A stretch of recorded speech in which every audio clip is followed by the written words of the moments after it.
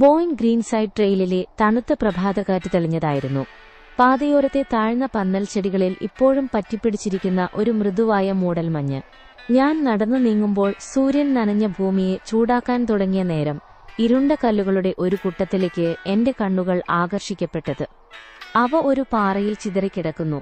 അവയുടെ ആഴത്തിലുള്ള ചാരനിറം ഏതാണ്ട് കറുത്തത്, കാടിന്റെ പച്ചപ്പിനും തവിട്ടു നിറത്തിനും തികച്ചും വ്യത്യസ്തമാണ്.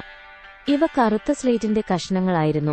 അവയുടെ സൂക്ഷ്മമായ പാളികളുള്ള ഘടന അപാരമായ സമ്മർദ്ദങ്ങൾക്കും കാലത്തിന്റെ മന്ദഗതിയിലുള്ള ക്ഷമയുള്ള കലാവൈഭവത്തിനും ഒരു നിശബ്ദ സാക്ഷ്യമാണ്. ഒന്നെടുക്കുമ്പോൾ അതിന്റെ തണുത്ത മിനുസമാർന്ന ഉപരിതലം എനിക്ക് അനുഭവപ്പെട്ടു. അത് ഭാരം കുറഞ്ഞതായിരുന്നു, പക്ഷേ എന്റെ കയ്യിൽ പുരാതനമായി തോന്നി.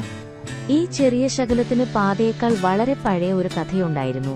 അതിനെ തണലാക്കിയ ഉയർന്ന മരങ്ങളെക്കാൾ പഴയത്. ദശലക്ഷക്കണക്കിന് വർഷങ്ങൾക്ക് മുമ്പ് അതിന്റെ തുടക്കം മറന്നുപോയ ഒരു വിശാലമായ കടലിന്റെ തറയിൽ പതിക്കുന്ന നേർത്ത ചെളി പോലെ ഞാൻ സങ്കൽപ്പിച്ചു.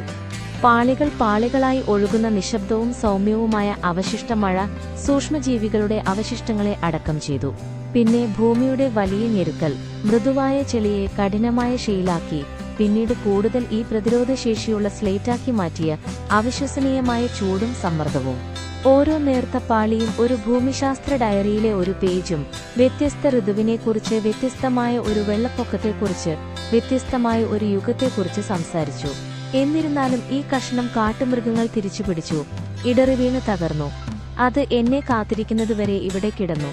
ഈ ശാന്തമായ പ്രഭാതത്തിൽ, ഒരു ലളിതമായ നടത്തത്തിൽ, ആഴത്തിലുള്ള സമയത്തിന്റെ ഒരു കഷ്ണം ഞാൻ കണ്ടു.